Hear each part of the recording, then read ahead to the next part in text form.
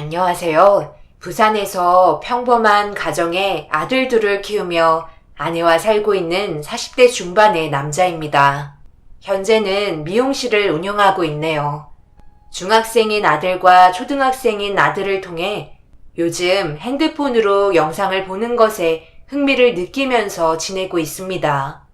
얼마 전 우연한 계기로 사연 라디오 채널을 알게 되었는데 모든 사연 하나하나가 가슴 찡하고 감동적이지 않는 사연이 없더군요. 살면서 느꼈지만 사람들은 다들 저마다의 기구한 사연들이 한 가지씩은 있는 것 같습니다. 저 역시 그 중에 한 사람이고요.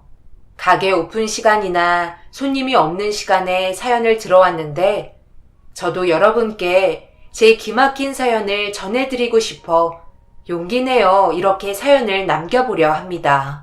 다들 제가 겪은 사연에 대해서 100번, 1000번 잘했다며 옳은 일 한 거라 하지만 저는 잘 모르겠네요. 속은 시원하고 제가 한 행동에 후회는 없지만 제 사연을 듣고 판단은 여러분이 해주셨으면 좋겠어요. 저에게는 2살 많은 형이 한 명 있습니다.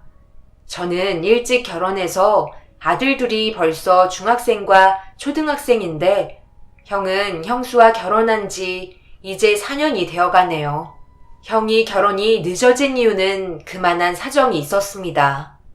형은 반도체 연구원으로 일을 하면서 맞선 제의가 많이 들어왔었어요. 10년 전에 맞선을 통해 연인 사이로 발전했다가 결혼 직전까지 갔었던 여자분이 있었죠. 공부와 연구에만 매진했던 형은 여자에 대해서 저에게 많은 걸 물어가며 데이트를 즐겼습니다. 형의 연애를 저와 아내는 열렬히 응원했었죠. 한 번은 형과 여자친구분과 저희 부부가 결혼식을 한 달 앞두고 식사 자리를 갖게 되었어요. 그 식사 자리를 마지막으로 형은 결혼도 여자도 입 밖에 꺼낸 적이 없었네요. 지금의 형수가 있기 전까지는 말이죠. 저희가 많이 늦었죠? 오늘 이 사람하고 신혼집 알아보고 오는 길이에요. 늦은 것 같아서 마음이 조급하네요. 저번에 계약하신 거 아니셨어요? 저희는 그런 줄만 알고 있었는데요.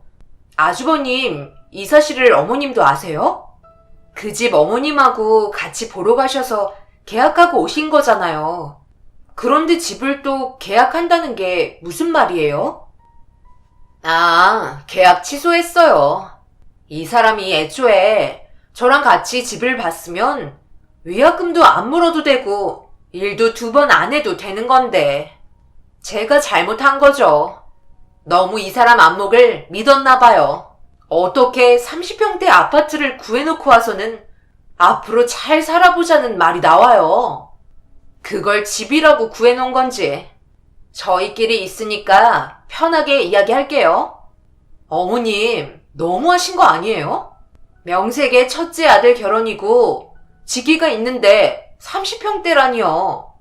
그리고 요즘 누가 다 쓰러지는 20년 된 아파트에 들어가 살아요. 저는 신축 아니면 절대 못 살아요. 그리고 이 사람 서재며 제 드레스룸도 있어야 하는데. 형님, 저희 나이 둘에 4식구여도 24평에서 잘 사는걸요?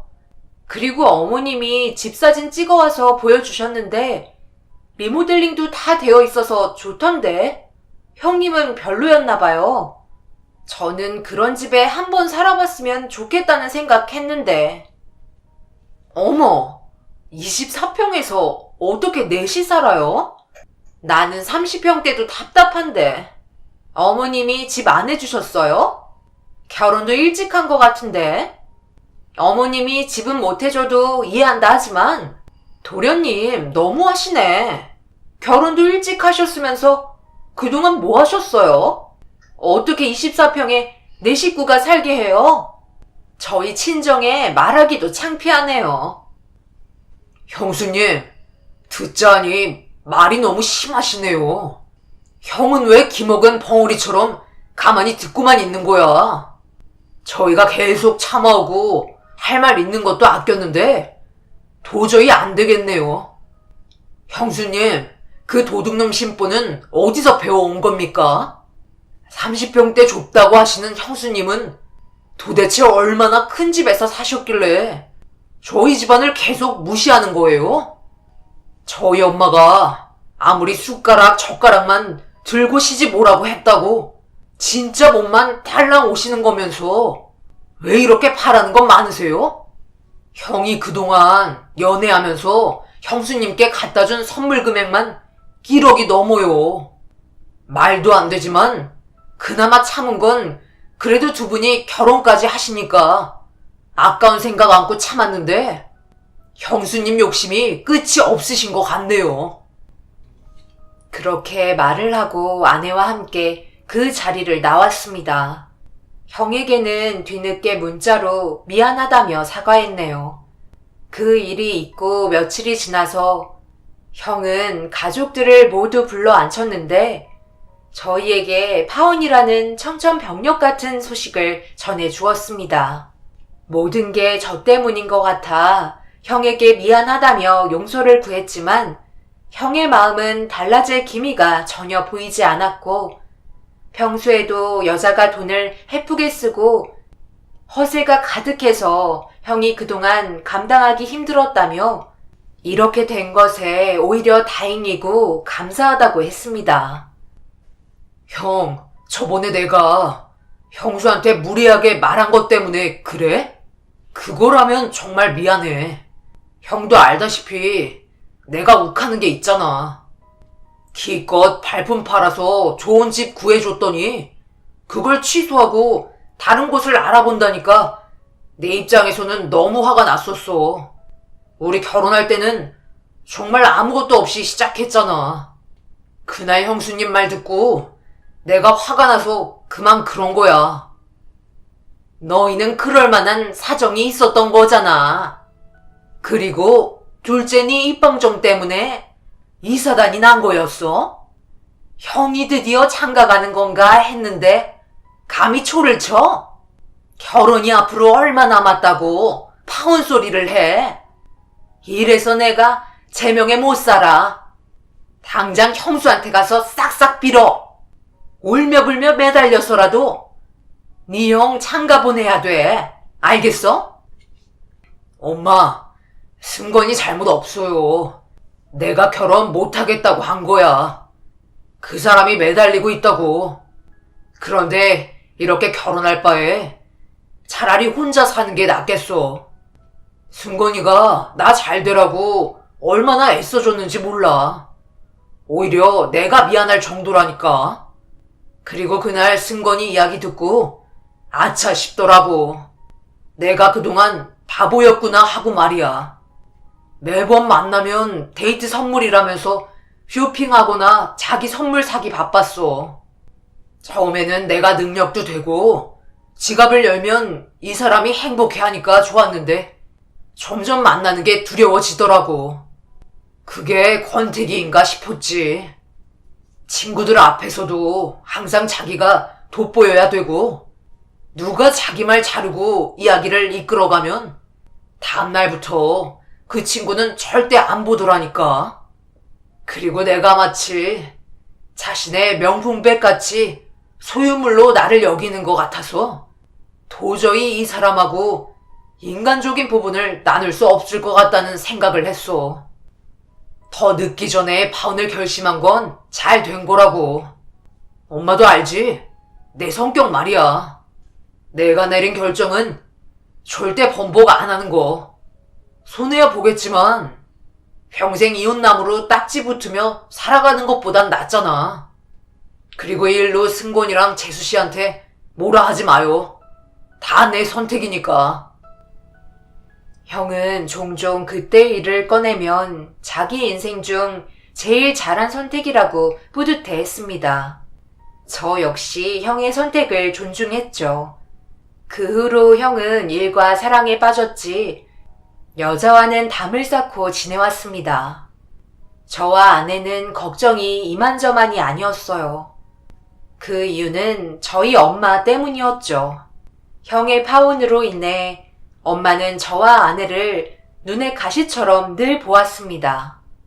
저는 배 아파 낳은 자식이니까 양호했지만 아내는 그야말로 시집살이가 대단했죠. 지금 생각해보면 왜 그토록 참고만 살았는지 아내에게 제가 너무 미안하고 한심스러웠네요. 엄마는 장가도 못 가고 혼자 지내는 형을 항상 애지중지 아꼈습니다. 어릴 적에도 뭐든 첫째 승훈이가 라는 말을 입버릇처럼 달고 사셨죠. 형만 좋아하는 엄마가 미울 때가 한두 번이 아니었어요. 하지만 자라면서 철이 들다 보니 엄마의 마음도 이해가 가기도 했네요. 뭐든 잘하고 착하고 뛰어난 형은 동네에서도 학교에서도 돋보이는 존재였습니다. 그런 엄마의 자부심인 형의 생일을 일주일 정도 남겨두고 사건이 하나 생겼습니다. 그동안 잘 참아왔던 아내는 이 일로 엄마에게 결혼생활 처음으로 대들고 말았네요. 무슨 장을 새벽부터 나가서 해가 질 때까지 봐요. 누가 보면 동네 잔치 준비하는 줄 알겠네. 엄마, 이건 좀 심하다. 심하긴 뭘 심해? 언제는 이 정도도 안 했니? 네 형 생일인데 이 정도는 소꿉 장난 수준이야. 그리고 이번 생일이 보통 생일이니? 네 형 승진까지 겹친 거잖아. 승진된 거 축하도 할 겸 이참에 동네에 잔치 베풀지 뭐. 지금부터 장 보고 음식 해놓고 금방 생일 돌아온다. 진우애미야, 내일도 올 수 있지? 내일이요? 내일은 진우네 학부모 모임이 있는데요. 이제 진우 초등학교 6학년이잖아요. 제일 중요한 시기라서 내일 엄마들 모임에 나가서 정보도 얻고 앞으로 학습 환경 만들어주는 걸로 조언도 구하려고요. 내일은 저 없이 하시면 안 될까요? 아니면 어머님 사람 불러서 일 시키는 거 좋아하시잖아요. 내일 정말 빠질 수 없어요. 죄송해요. 그래, 엄마. 이제 중학생 들어가니까 이런 모임이 중요한가 봐. 아무래도 자식 친구가 엄마들 친구 되고 그런 거잖아. 엄마가 내일만 양보해줘요. 대신 내가 미용실 마치고 빨리 갈게. 그리고 아직 형 생일 일주일이나 남았는데 이건 좀 아니잖아. 이 사람도 자기 시간이 있는 건데 언제부터 형 생일상 도왔다고 그래요? 이 사람 없이도 잘해왔잖아요. 둘이서 짝짝꿍이네. 애미야, 네가 언제부터 진우 학업에 신경 썼다고 그러니? 남들이 들으면 공부 좀 꽤나 한 엄마인 줄 알겠다. 너 고졸밖에 안 나왔잖아. 외모는 우리 둘째 빼닮았고 진우 하는 것 보면 머리는 널 닮은 것 같은데 고졸 출신 엄마가 가르치면 얼마나 잘 가르친다고 유세야? 네가 그 모임에 낀들 알아듣고 따라갈 수 있을 것 같아? 시애미 말 상처고 잔소리로 여기지 말고 다 너 걱정해서 그러는 거야. 나도 자식 키워본 부모야. 먼저 그 길을 가봐서 아는데 그런 모임에 낄 사람이 있고 못 낄 사람이 있는 거야. 내가 첫째 키우면서 학부모 모임 같은 거 안 나가봤을 것 같아? 그곳에서 모임장도 한 사람이야. 고졸 출신인 너 하나 때문에 진우 쪽팔리면 어떡해? 엄마들이 뭉쳐서 말 한마디 하면 10마디가 나오는 법이야. 그러다 네가 고졸 출신인 거 학부모 사이에서 알아봐라. 우리 진우 얼굴 어떻게 들고 다녀? 기죽지 않게 그냥 쥐 죽은 듯이 조용히 있어. 내일 잔말 말고 나오고. 알겠지? 어머니, 정말 말끝마다 고졸 출신 하시는데 너무하신 거 아니세요? 그렇게 잘난 아주버님 두신 어머님은 얼마나 대단하신데요? 고졸 출신이 뭐가 어때서 매번 그런 말씀하시면서 제 속을 뒤집어 놓으시는 거세요? 제가 그 말을 제일 듣기 싫어하는 거 아시잖아요. 저도 참는다고 참아왔는데 정말 이제는 도저히 못 참겠어요. 왜 이렇게 저를 미워하시는 거세요? 어머님 아들이랑 같이 사는 사람이잖아요. 아무리 남편 어머님이라셔도 저한테 이렇게 함부로 하시는 거 아니죠? 아주버님 파혼 때문에 그러시는 거세요? 너 말 한번 잘한다. 내가 너를 왜 미워하냐고? 우리 아들이랑 사니까 너를 미워하는 거야. 공부 잘하고 있는 내 아들 꼬드겨서 미용 기술이나 배우게 하고 너 때문에 승건이가 미용학원 다닌 거 아니야. 네가 다녀서 너한테 잘 보이려고 말이야. 그렇게만 하면 다행이게?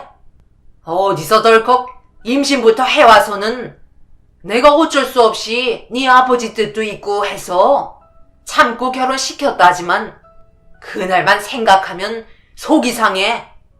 그리고 내가 참고 그냥저냥 사는 거 보려 했는데 볼수록 화가 나서 미치겠다. 첫째는 장가갈 생각도 없고 이렇게 며느리 너 하나만 봐야 하는 게 분해서 자다가도 눈이 떠져.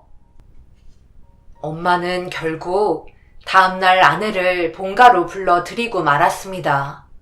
저와 형도 엄마가 제 아내에게 너무하다는 걸 잘 알고 있었지만 어떻게 이 일을 나서서 해결해야 할지 도통 모르겠더군요.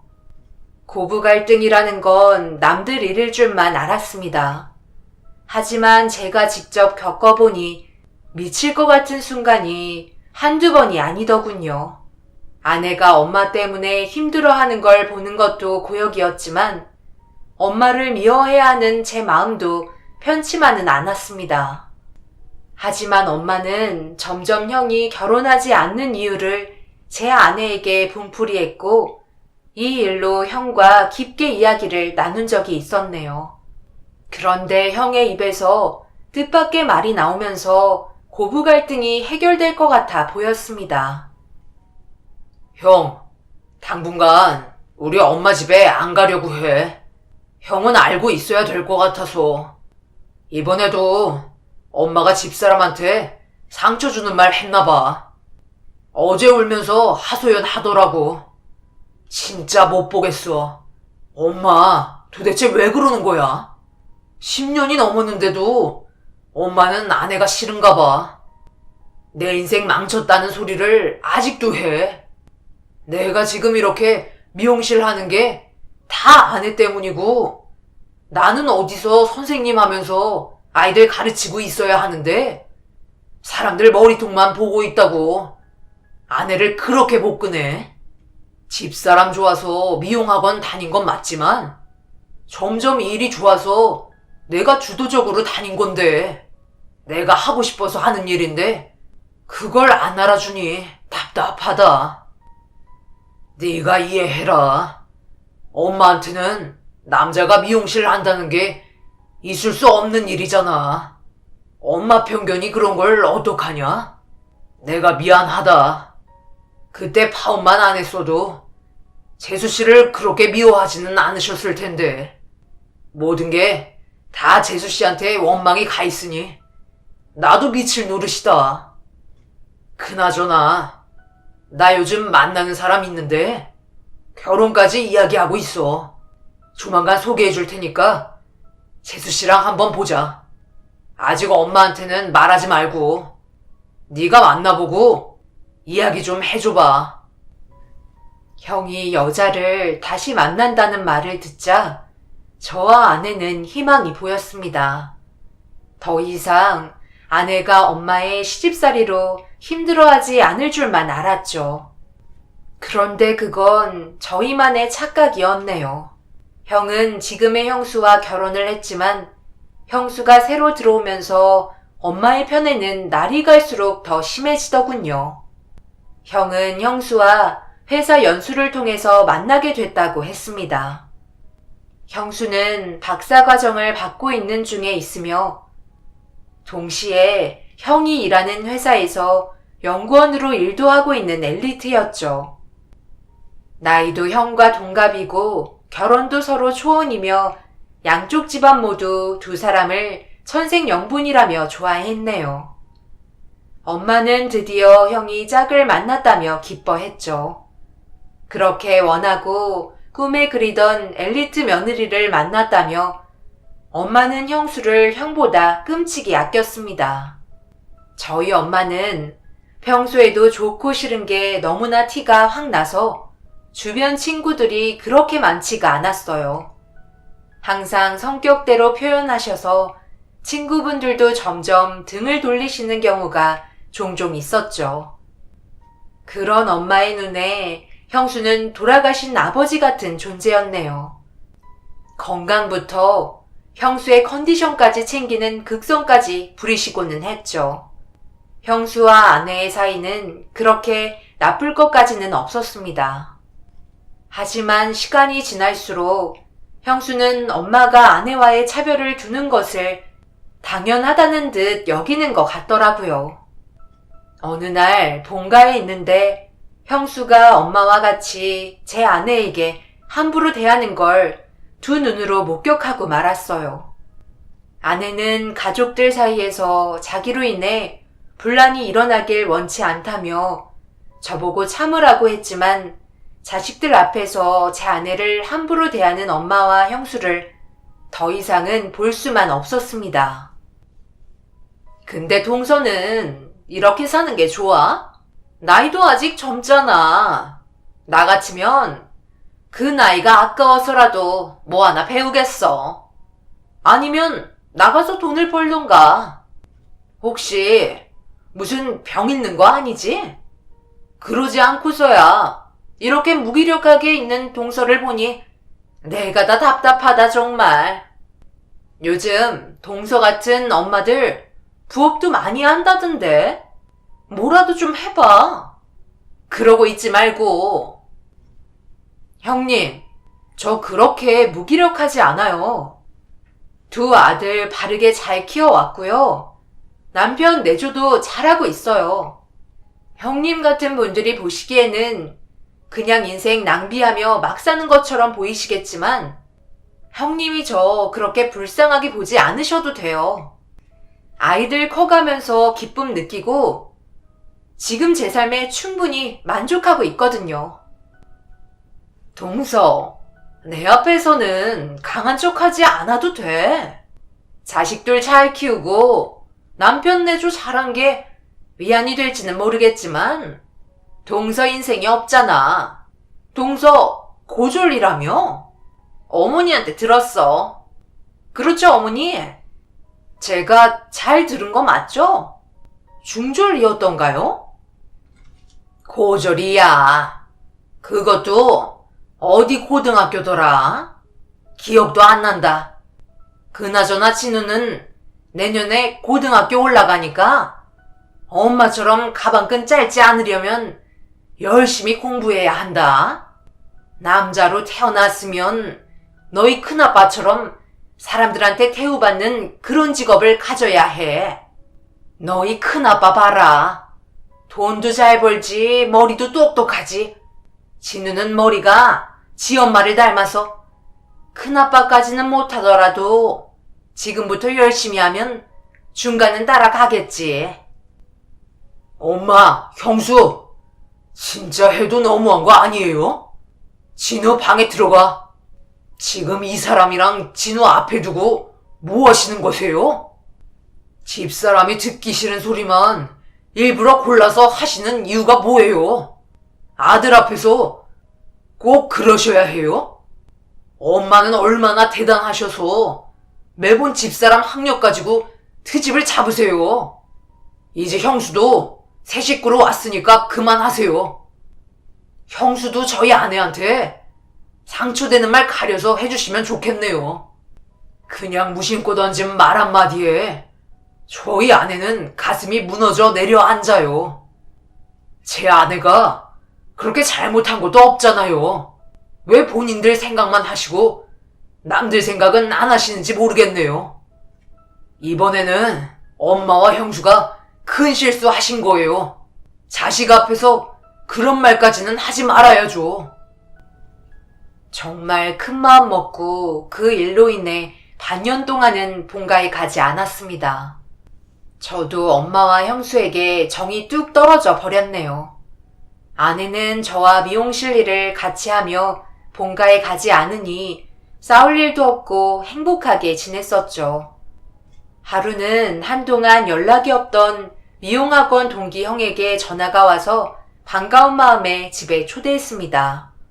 미용학원 동기는 저와 아내보다 나이가 많았지만 같은 학원 출신의 같은 해에 학원 동기가 되어서 서로 말을 편하게 하는 사이였어요.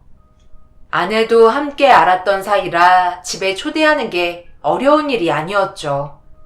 그날 오랜만에 만난 저희 셋은 집에서 즐거운 수다를 떨며 학원 다닐 때를 이야기하며 옛 추억에 젖어들었었죠. 아내와 동기 형은 이미 미용학원을 다니고 있었던 터였고 저는 대학교 때 아내를 처음 만나 한눈에 반해서 줄곧 쫓아다녔는데 동기 형과 아내가 미용학원을 다니고 있어서 질투심에 무턱대고 미용학원을 등록해 버렸었네요. 학원에서는 알아주는 삼각관계였습니다. 아내는 동기 형을 좋아했는데 저는 아내를 좋아했었죠. 동기 형은 저희 둘 사이에서 아무 생각이 없었습니다. 어쩜 그래서 저희가 지금까지 인연이 되었을지도 모르죠.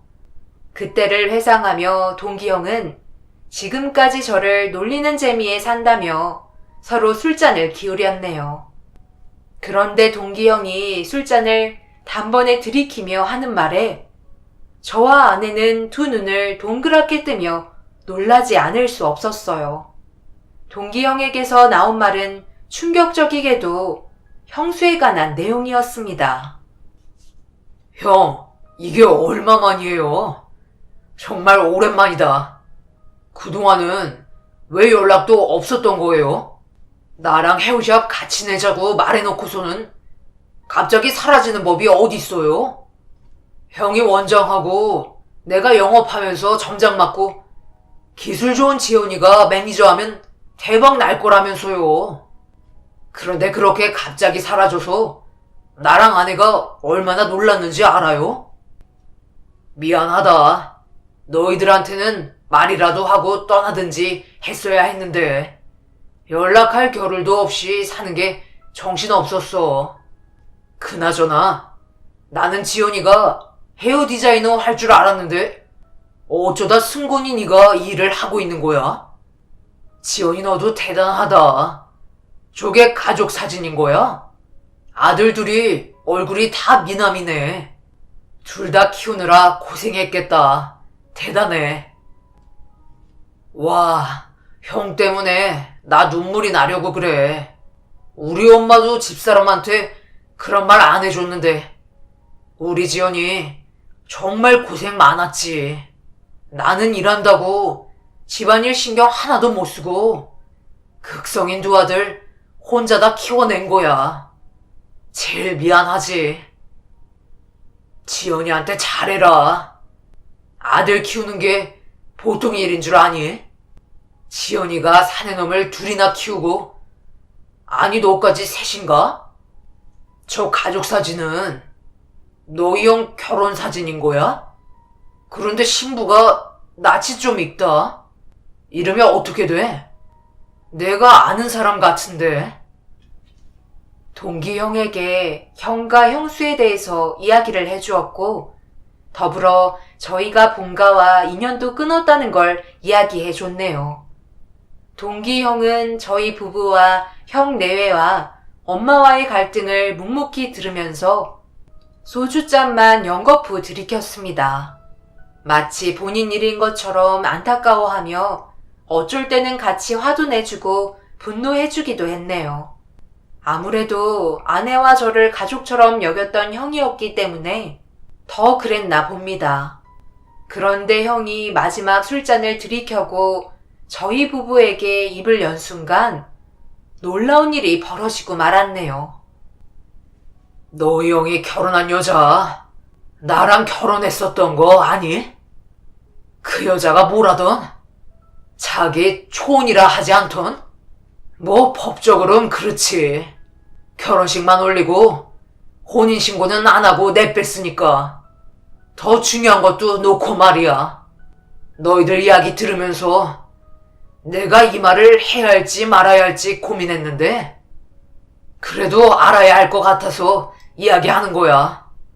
이제 와서 내가 너희 가족한테 해코지 하는 것도 아니고 어쩌다 너희 형은 저런 여자를 만나서는 잘 살고 있긴 하니? 동기 형의 충격적인 말을 듣고 저와 아내는 어떤 말을 이어해야 할지 난감해했습니다. 이걸 저희 형한테 알려야 할지 말지 고민이 되기 시작했어요. 형이 형수와 잘 살고 있는 것 같은데 이제 와서 제가 이 사실을 형에게 알리는 게 과연 형을 위한 일인지 수없이 많은 고민을 했습니다. 그리고 이 진실을 저와 아내는 형에게 알리지 않고 저희만 알고 넘어가자고 했네요. 그 사람의 과거야 과거일 뿐이니 그 일로 형수 옆에서 행복해하는 형의 가정을 깰 수가 없었어요. 그렇게 생각을 정리하고 있는데 동기 형에게 연락이 왔고 일을 마치고 저녁을 먹는데 형이 저에게 흰 종이봉투를 내미는 게 아니겠어요?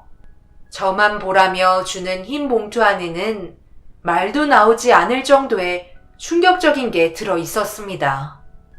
저는 또다시 고민에 빠질 수밖에 없었네요. 그러던 중에 친형에게 전화가 왔는데 이번 주말이 엄마 생신이니 잠깐 집에 들러 저녁만 먹고 가라는 통화였습니다. 형에게 나쁜 감정은 없었기 때문에 알겠다 하고 주말에 본가에 들어갔네요. 저는 주말에 미용실을 열어야 했기 때문에 아내와 아들들만 먼저 본가에 보냈습니다. 아내를 혼자 본가에 보내는 게 마음에 걸렸지만 형이 저 대신 중간 역할을 잘해줄 거라고 믿었기 때문에 걱정을 덜 했네요. 그런데 퇴근을 하고 본가에 갔는데 처참한 광경이 저를 기다리고 있었습니다. 아내는 정원에 잡초를 뽑고 있었고 정원 손질을 하고 있었네요. 아내에게 지금 상황이 뭐냐고 물었습니다. 아내는 곧 봄도 오고 정원 손질도 해야 하는데 박사과정 받고 있는 형님은 공부하느라 이런 일 못하니 제 아내에게 잡초 올라온 것들 좀 뽑으라며 시켰다는군요. 그 소리를 듣자 저는 붙잡고 있던 이성의 끈을 놓고 말았습니다. 그 즉시 아내의 손을 잡고 집 안으로 들어갔는데 형수님은 안마 의자기에서 잠을 자고 있더군요. 이 광경이 너무 화가 나서 부엌에 있는 엄마를 불러냈네요. 형도 제 소리에 놀라서 방에서 뛰어나오더군요. 형수는 얼떨결에 일어나 저를 맞이했죠. 형수의 과거를 이미 다 알아버린 저는 뻔뻔하고 태어난 형수를 보자 형과 엄마에게 이 진실을 말해야겠다는 마음을 먹었습니다. 그리고 더 큰 비밀이 들어있는 흰 종이봉투를 꺼내고야 말았죠. 흰 봉투 안의 내용을 보자 저희 집안은 형수의 진실 앞에 난장판이 되고 말았습니다. 엄마, 나와봐요. 지금 이게 뭐 하는 짓이에요? 아직 날도 쌀쌀한데 무슨 잡초 뽑을 게 있다고 이 사람을 보자마자 일을 시켜요? 일도 일 같아야죠. 대놓고 부려먹겠다는 거잖아요. 정원 손질 안 하면 집이 정글된대요. 저희 7개월 만에 본가에 온 건데 정말 저희랑 인연 끊으실 작정으로 이런 일을 제 아내에게 시키신 거죠? 그런 걸로밖에 못 느끼겠네요. 얘가 또 극성 있네. 내가 뭐 못할 일 시켰니? 주방일 안 시키는 게 어디야? 첫째는 어제 논문인가 자료 못 쓰느라 밤샜다고 하길래 안마 의자기에 앉아서 쉬라고 한 거고, 둘째는 아무 일도 안 하길래 가만히 두려고 했어. 내가 오랜만에 봐서 일부러 부엌 일도 안 시키고 있었는데 진우애미가 와서는 도울 일 없냐며 오잖아. 그래서 정원에 잡초나 뽑으라고 했다. 그게 그렇게 잘못한 일이야? 이렇게 집안에서 소란 피울 일이냐 말이야. 그래요, 도련님. 조금 성급하셨어요. 별일도 아닌데 그렇게 소리 지를 필요 있어요? 도련님 성질 한번 불같으시네. 어머님 덕분에 저 깊은 잠 들었는데 도련님이 다 깨웠잖아요. 어머님, 저 방에 들어가서 눈 좀 붙여도 되죠? 제가 요리가 아직 서툴러서 죄송해요. 어제 꼬박 날도 새서 지금 이렇게 서 있는 것도 힘드네요. 그래, 들어가 쉬어야지. 내가 저녁 준비 되면 부를 테니까 나오지 말고 쉬어. 그리고 둘째는 옥상 가서 된장 좀 퍼와라. 잡초는 다 뽑았고 이왕 하는 거면 창고 정리도 좀 하지. 창고는 정리 안 했지? 내가 그럴 줄 알았다. 냅둬라. 내가 내일 하든지 해야지. 아무튼 뭐하나 제대로 하는 게 없어. 첫째처럼 일을 똑 부러지게 하는 것도 아니고. 형수, 아직 방에 들어가지 마세요. 그리고 형이 먼저 봐야 할 것 같네. 이 봉투 형이 좀 봐봐. 형 문제야. 흰 종이봉투 안에는 여자아이의 취업 통지서가 들려 있었습니다. 형은 난생 처음 받아보는 취업 통지서에 황당해하며 저를 보더군요. 그런 모습을 본 엄마는 형 손에 들려있는 종이를 빼앗아 자신이 보았으며 취업 통지서를 보고 경악을 하고 말았어요. 누가 학교에 들어가냐며 저에게 숨겨놓은 딸이 있냐고 몰아세우더군요. 흰 봉투의 존재를 아내 역시 몰랐던 거라 아내도 저를 의심하길래 순간 당황했네요. 저는 형수를 바라보며 한마디 해줬습니다. 엄마, 취업 통지서 줘보세요. 이 봉투의 주인은 제가 아니라 형수 거예요. 형수가 형이랑 결혼하기 전에 다른 남자한테서 낳은 딸이 있었어요. 그걸 숨기고 저희 형이랑 결혼한 거라고요. 처음에는 형 말고 결혼식을 올린 적이 있는 것만 알았어요. 그런데 아이까지 있는 건 최근에 알았고요. 형수가 우리 가족이니까 앞으로 안 볼 사이도 아니고 법적인 문제도 아니고 해서 저랑 아내는 그냥 덮기로 했었죠. 그런데 이렇게 살다가는 저랑 제 아내가 너무 힘들 것 같네요. 엄마, 언제까지 욕심만 부릴 거예요? 이렇게까지 거짓말하고 속이고 형과 결혼한 엘리트 며느리가 좋으세요? 그런데 전 아니라고 봐요. 한평생 저 하나만 봐주면서 우리 가정 이끌어낸 제 아내가 똑똑하고 남들이 알아주는 직업이 있는 형수보다 훨씬 좋네요. 형은 어때? 형이 이러고도 형수가 좋다면 난 말릴 생각 없어. 형 인생이잖아. 형수에 대한 진실을 알았는데 숨기는 것도 형에 대한 동생의 의리도 아닌 것 같고. 그리고 형수, 취업 통지서 처음 받아보지 않아요? 딸 이름도 오랜만에 보겠어요. 제 말이 끝나기도 전에 형수는 취업 통지서를 찢으며 제 얼굴에 종이 조각들을 날리더군요. 그 모습을 본 엄마는 어디서 내 아들한테 종이 조각을 뿌리냐며 형수의 얼굴에 손을 올렸습니다. 엄마는 옳고 싫은 게 너무나 분명해서 도덕적으로 옳지 않은 행동을 한 형수에 대해서 참을 수 없는 분노를 내비쳤네요. 형수는 무릎을 꿇고 앞으로 형과의 사이에서 문제가 될 게 전혀 없다며 별일 아니라며 엄마와 형을 달래기 시작했습니다.